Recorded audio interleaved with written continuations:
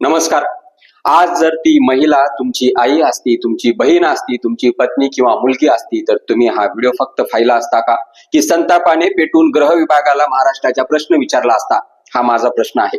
पालघरमध्ये भर रस्त्यावरती एका महिलेवरती कोयत्याने जीवघेणा हल्ला होतो। सीसीटीव्ही कॅमेरे सर्व रेकॉर्ड करत असतात आणि एक गुन्हेगार बिनधास्तपणे वार करत असतो। हा व्हिडिओ पाहिल्यानंतर एकच प्रश्न मनात उभा राहतो, महाराष्ट्रातील महिला खरोखर सुरक्षित आहेत का? मित्रांनो, पालघरमध्ये भर रस्त्यावरती हा बाजूचा व्हिडिओ पाहताय, महिलेवरती कोयत्याने वार झाले आणि ही संपूर्ण घटना सीसीटीव्ही कॅमेऱ्यामध्ये कैद झाली। हा व्हिडिओ पाहताना अंगावरती काटा येतो, कारण हा हल्ला एखाद्या निर्जन ठिकाणी झाला नाही, तर लोकवस्तीमध्ये भर रस्त्यावरती झाला। आज प्रश्न फक्त एका महिलेचा नाही, प्रश्न आहे महाराष्ट्रातील प्रत्येक आई, बहीण, मुलगी आणि महिला यांच्या सुरक्षेचा।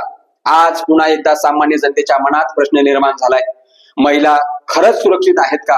गृह विभाग, पोलीस यंत्रणा आणि प्रशासन यांना हा प्रश्न विचारण्याची का वेळ येते? कारण गुन्हेगारांना आता कायद्याची भीती उरली नाही का?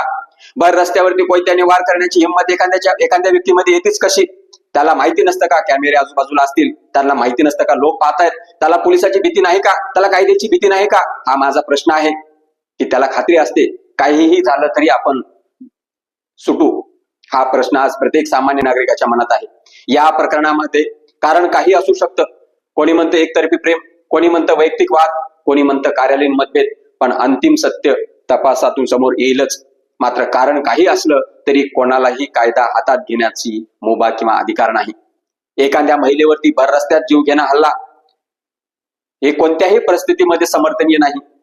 दररोज कुठे ना कुठे महाराष्ट्रामध्ये महिला छेडाछेड, अत्याचार, पाठलाग, धमक्या, हिंसाचार आणि हत्या करण्याचा प्रयत्न ह्या घटना समोर येत आहेत। प्रश्न फक्त गुन्हा घडल्यानंतर आरोपीला पकडण्याचा नाही, प्रश्न आहे गुन्हा होण्यापूर्वी तो रोखण्याचा। समाज म्हणून आपण कुठेतरी कमी पडत आहोत, संस्कार आपले कुठेतरी कमी पडत आहेत, कायद्याची भीती राहिलेली नाही, की महिलाकडे पाहण्याची विकृत मानसिकता माणसाची वाढलेली आहे।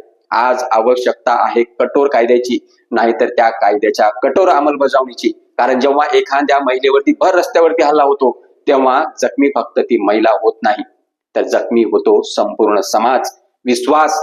आणि म्हणूनच आज प्रत्येक नागरिकाचा एकच प्रश्न आहे, महाराष्ट्रातील महिला खरंच सुरक्षित आहेत का? आणि हा प्रश्न माझा गृह विभागाला आहे। तुम्ही रेकॉर्ड काढून जर बघितलं तर महाराष्ट्रामधलं खरं रेकॉर्ड तुम्हाला समोर येईल। जय हिंद, जय महाराष्ट्र।